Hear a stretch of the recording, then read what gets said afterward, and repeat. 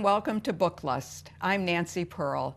My guest today at Folio in downtown Seattle is author Gish Jen, whose new book, Thank You, Mr. Nixon, is one of my favorites of the year. Gish, it's so lovely to talk to you after all these years. I've loved every one of your books, and Thank You, Mr. Nixon. I think it's true that you are the only person that could have written this book, because it's like 100% you. So it's a collection of linked short stories. And I was just sitting here waiting for everything to start going on, and I reread.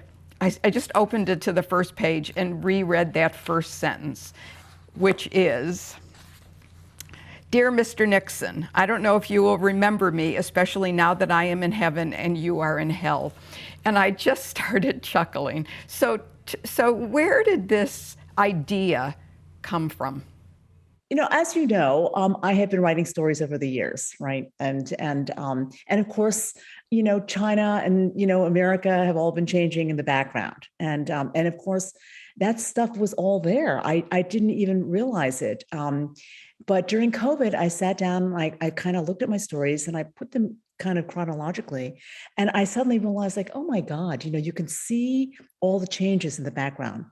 I didn't do that deliberately. I mean, in the sense that, I'm kind of like a time-lapse camera, you know what I mean? I'm just sitting there and I'm, but snapshot over the years. And I suddenly realized that actually my career has, just coincidentally sort of coincided with the opening of China, because my family first went to China in 1979, pretty much right after it opened. And then after that, in 1981, I went back to teach, and then I've been going back to China every 2 or 3 years ever since. And then it was really after that first teaching stint that I started my MFA. So it was really right there as I'm learning to write. So weirdly, my career has just coincided with this whole period of time. And I suddenly realized too, sitting there during COVID, that the 50th anniversary of Richard Nixon's visit was coming up. And, it just seemed like such a great time to reflect on all that's happened, especially in preparation for all that's to come, right? I mean, it's just a great time to really think about what this relationship has been. And so it just, so all I had to do was write another 5 stories. But so I had to write, I had to kind of bring the stories that I had, kind of bring them up to date. And I had to write some at the beginning as well. I was worried about the ones at the beginning. That first story is The Great Wall, because that is a story that, that I was in China with my family in 1979, but I wasn't a writer yet. So I didn't have a story, but, interestingly, I had notes, even though in 1979, I had not decided to become a writer. I don't think it didn't even occur to me to become a writer, but for whatever reason, the writing instinct, which is like, take lots of notes. So I had very, very extensive notes. So that was very helpful. As all these years later, I went back to write this story.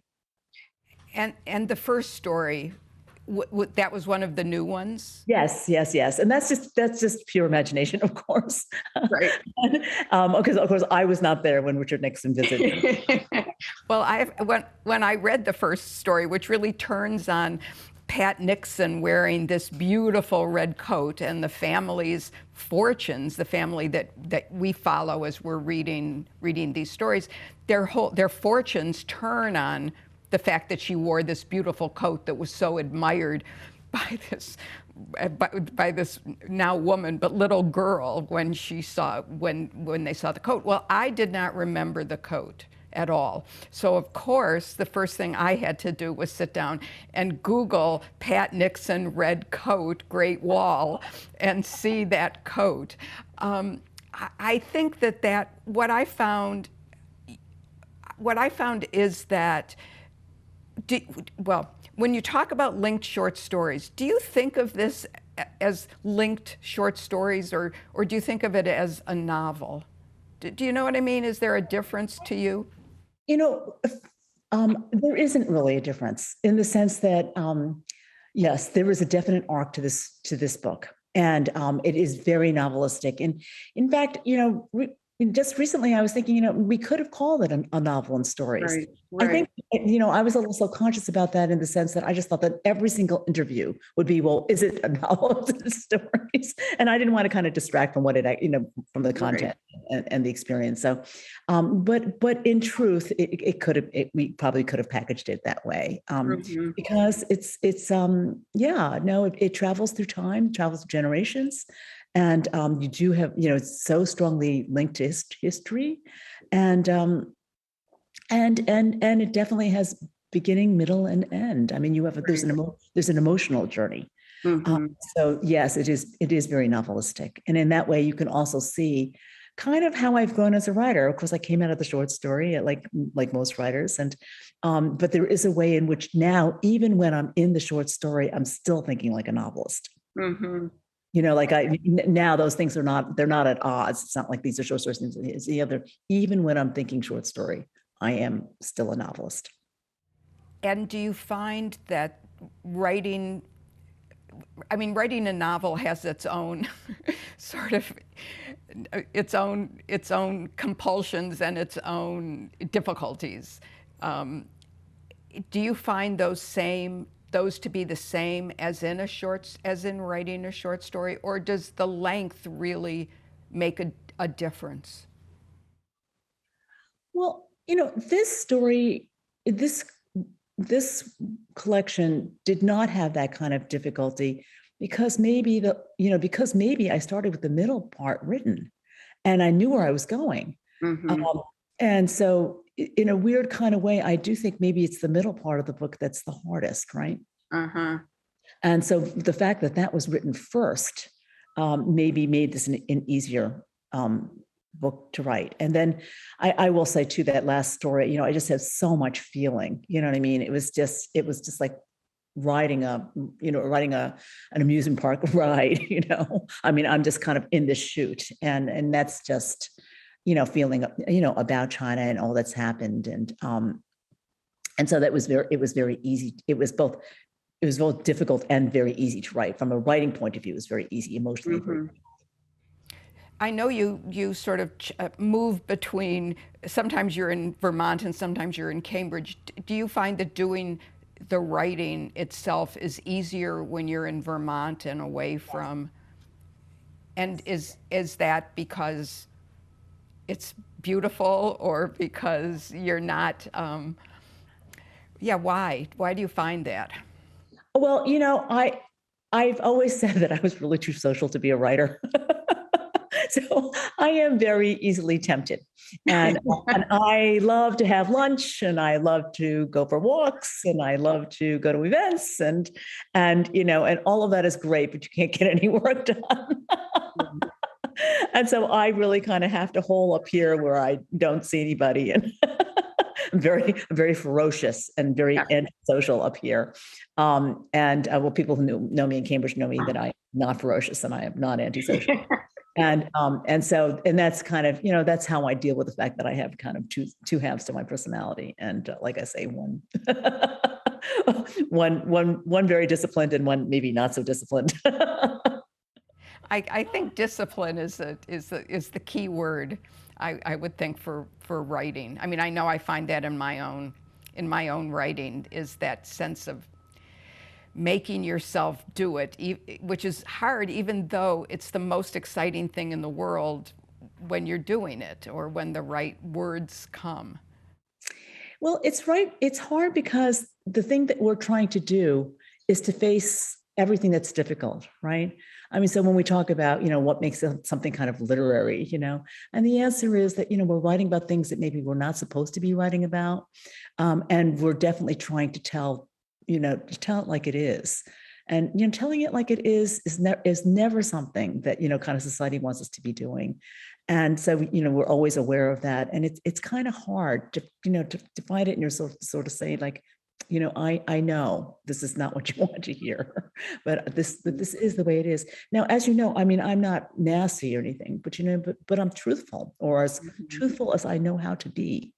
And kind of that's my mission, that's my commitment. And telling the truth is hard. So I think that's why, when you feel like, that feeling like, it'd be easier to go to dinner. It's hard to sit down and say exactly really what you see, what you think, I know that even when novels are not specifically autobiographical, and I have to say I'm not a huge fan of the autofic movement. Even if they're not outwardly autobiographical, a writer puts him or her or their self into the characters. I mean, I think that's what makes a book truthful in a way. And maybe you put yourself into several different characters, aspects of yourself. So how much of yourself do you see in this collection, in Thank You, Mr. Nixon? Oh, that's so interesting because, unlike, say, Mona and the Promised Land, where you could see quite a lot of myself, I think there, because it's many years ago. I would have to really think about. I don't really see myself in any of these characters. I mean, I don't see. Well, first of all, there's such a variety of characters, right? And I think that's. Many years ago, I was taking a walk with somebody who was an executive at Mifflin, and he sort of said, when we're looking for talent, we look at people's secondary characters. Oh. And it was kind of interesting. And what he was trying to say is we're looking for people who actually are not just interested in themselves. Right. And to me, this book is like all secondary characters. I mean, I don't see this as anything in any way about myself. That said, of course, I am the filter. Right. I am the filter. So the honesty is my honesty. The humor is my humor. Right. The feeling is my feeling. And you can, and maybe it's kind of the bemusement as I see these worlds kind of clash into each other is my bemusement. Uh-huh. So in that way, I am everywhere. But I would say it's really that the sensibility is mine. Right. I would not say that any of these stories, none of the stories come exactly from life, with the exception perhaps of the Tea Tale, where that involves a business case. And I will say that I did write that business case. I had a co-author, and those details are very close to life. But I'm not a businessman, and those are not my details, and I was not there. Mm-hmm. But I will say that it's pretty close to life. So if you were a businessman at that time, you would have encountered a situation very, very, very much like that. Uh-huh. I guess I felt, beginning with the first story and that wonderful first line, that was your humor. Yeah, well, that's me. And then with the very powerful story, I thought of when the young woman goes back to China with her mother on the tour, that also. I mean, and I don't know if you did that with your mother. I mean, I don't know if that was part of your life, but that kind of mother-daughter and how powerful that story was, and the mother's relationship to this country that she had left. I mean, the contrast between among all the stories is just amazing to me, and how yet it all comes together so wonderfully at the end. Well, thank you. I will say that. So I go on a tour with my family in 1979. We actually went on an overseas Chinese tour.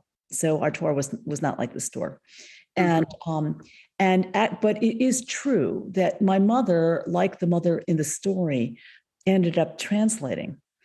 That is also true. And I came to see her in a very different light as a result of that experience.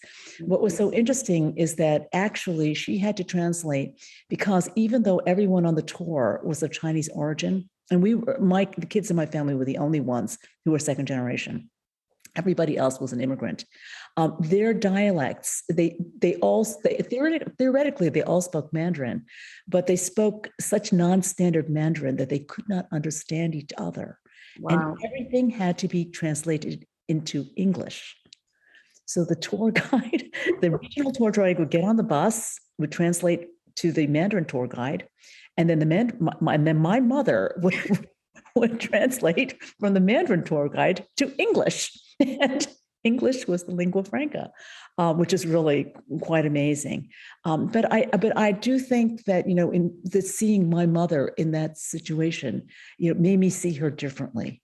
And you can sort of see the incredible kind of cultural complexity. And of course, that's, what you're seeing in the language is only the tip of the iceberg. Right.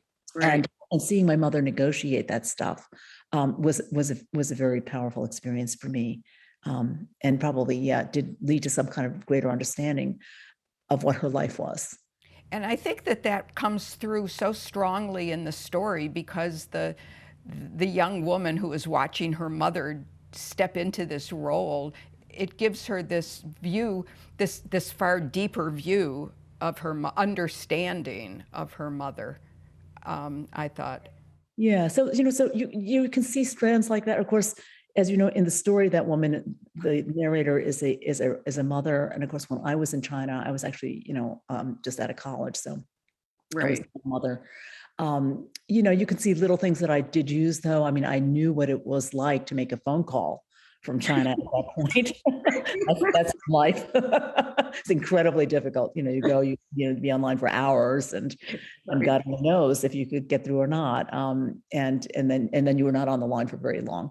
Yeah. And so there are a lot of details like that from life. But like what you can sort of see is, now that I'm teaching, I talk all the time about the river of feeling under story. And what I think, that to go back to your question, is it autobiographical? The facts are not from life. The characters are not exactly from life, but the river of feeling is from life, and the river of feeling is mine. And I think that's what makes a book, to me, in many ways, that's where a book fails or succeeds, is if that river of feeling feels true to me as a reader. Yeah, it's funny, but it's much harder to, even if it's your river, and it's harder to turn that into fiction than you would think. And I do think that maybe in the process of making the fiction, some writers maybe lose track of of what they were actually trying to do, because fiction writing is hard. Yes. So I think that's possible, but thank you, because I would say of the compliments that a writer dreams of being paid, that is the highest. Well, so we were talking about your mother, and of course I know what the origin of your name is, but would you tell that story of how you came to be called Gish? Well, this is many, many, many years ago now. Yes. First of all, I'll start with the fact that my Chinese name is actually Bilian, which means jade lily. And my mother very elegantly gave me the name Lillian, which you can sort of hear how elegant that is, because Bilian sounds like Lillian, and they both have the lily as the root. The lotus that very famously in Chinese thinking rises up out of the mud and opens up pure. I always say to my mother, does that mean that you were the mud? And anyway, so it was very, very elegant. And yet growing up, and I shouldn't say this, Nancy, because I used to say it made me feel like I was a librarian, and I know I can't say that. But it was kind of an old-fashioned name, and I always thought, because I was, of course, very self-conscious being so nerdy, I thought a somewhat nerdy name. Yes. And so when I was in high school, I was in this. I was in a creative writing group, and everybody in the group got a nickname. And of course, a guy gave us these nicknames naturally. But someone's last name was Houseman, so she became AE after the poet, and my name was Lillian, so I became Gish. At the time, I didn't even know who Lillian Gish was. I had never. And probably, if I had seen Birth of a Nation, I really would not have adopted this name. Right. Anyway, so it was a name that that was used by very few people under very, very special circumstances, until I went away to this archaeological dig when I was a junior in high school. And so there was something about the dig. We were, the building we were in had lost electricity. I was away from home. The building had no electricity, so we're sitting around by by candlelight, going around a circle, introducing ourselves. And for reasons that I still don't really understand, they got to me, and with no premeditation, I said I was Gish Jen. And of course, Gish Jen, up to that point, I had been a nice Chinese girl, and Gish Jen was not a nice. All of a sudden, I was the one like propping up the door so we could get out, and I did all kinds of things that really would not approve of if my daughter were to do them today, and I do, but I do think that there was the adopting of that name, kind of led me. It was like I had gone through some little door in some tomb, kind of a whole nother cavern of self. I do sort of feel like this whole other self turned out to be in there, who was, who was a lot freer and also kind of unafraid, and once I was in there, it was just like, yeah, no, I will say what it is that I have to say, whatever the cost. And did your mother start calling you Gish, or did she call you by your Chinese name? and she called me in English because she called me Lillian. But my father would call me Gish, and my father would talking to me about me, to say my husband, would say Gish, da da da da da da. So my adopted Gish. That's interesting. Yeah. What are you reading these days? Oh, well, first of all, I've just finished Candy House, which I have to say I completely loved, because of course, as you know, I myself have written about baseball. So when I got to the baseball at the end, I was like, yes, yes, yes, yes. Well, especially from the point of view of what it is for the mother. I mean, so I think that we have that in common, what it's like to watch a mother watch the kid out in the field. So that's been pretty wonderful. I will say that too. So my daughter graduated from college, or she finished her coursework in January, and somehow she had managed to get through 4 years of college and not to have read any Tolstoy. So that meant that she immediately had to be enrolled in a mother-daughter book club, where our first book was War and Peace, and. And so I've been doing that, but then also because she's been hiking the Pacific Crest Trail, and she got somewhat ahead of me and started listening to Anna Karenina. So then I actually had to also start Anna Karenina. So now I'm reading War and Peace and Anna Karenina, and that's not enough, because I felt so terrible about missing Ian Lee's War and Peace Club. I just thought I would definitely do the Moby Dick. So somewhat embarrassingly, I am now reading War and Peace, Anna Karenina, and Moby Dick all at the same time, which I have to say is just a lot of fun. Is just really a lot of fun. So I have to say, there's a Story of the Stone Club also just started up, and Ian Lee and I had actually talked about writing a book about Story of the Stone, also known as Dream of the Red Chamber. So of course I just feel like I must tune in. Well, because we have all these notes, and we never did write that book. But I'm dying just so to see what they have to say about it. Do you listen to books? Are you an audio book? Yeah, I'll go back and forth. Yeah, so I listen to whole portions of Candy House on audiobook. And I will say also I've been listening to The Promise. So Damon Golgut, is that how you say his name? I'm listening to that as well. So all of this, you can see the complete lack of discipline. I mean, who listens to War and Peace, Anna Karenina, Moby Dick at the same time while thinking about the Story of Stone and listening to both Candy House and The Promise? You can see why I have to come to Vermont to kind of settle down. When you're writing, when you're in the midst of writing, does that influence the kind of books that you read? Well, of course, with some of my books, there's just a lot of research. Like the Resistors. I mean, I was just reading baseball novels around the clock, and not just novels, but also nonfiction. Right, I'm just reading around the clock. So sometimes I'll have something like that going, and yeah, I'll be using my reading to kind of steep myself in something. But other times, yeah, you're right. I'll kind of stay away from some things because I don't want to be influenced. Right, you know? right. And is it the voice that would influence you? I mean, you have such a strong narrative voice in everything you write. It seems like you would be impervious to someone else's narrative voice. You know, Well, I don't worry about the voice. yeah, right, good, good. But I think I worry about this, maybe maybe I might have a little bit of feeling, oh, it's already been done. You know what I mean? Uh-huh. So Right. kind of like, oh, I don't want to write another book about, there are too many books about, like, I don't think I'll ever write about the Cultural Revolution. I don't Uh-huh. have too many books about the Cultural Revolution. You know what I mean? Now, the truth of the matter is, if I tackled it, it probably would be quite a different book. Yes. But I have this feeling of like, oh, it's been, there's so many books out there, they don't need my book. So I think that it's more trying to avoid that, hearing that voice in myself. I think I'm still very conscious about taking up, even all these years later, I'm very conscious that I take up the reader's time, and I don't want to waste their time. Wow. I don't want to, I don't want to, I just feel like if I'm going to take that time, I want to make sure that they're getting something that is really worthwhile. So that's why you can sort of see I would avoid certain things, but read too much about it, you think, oh my God, yeah.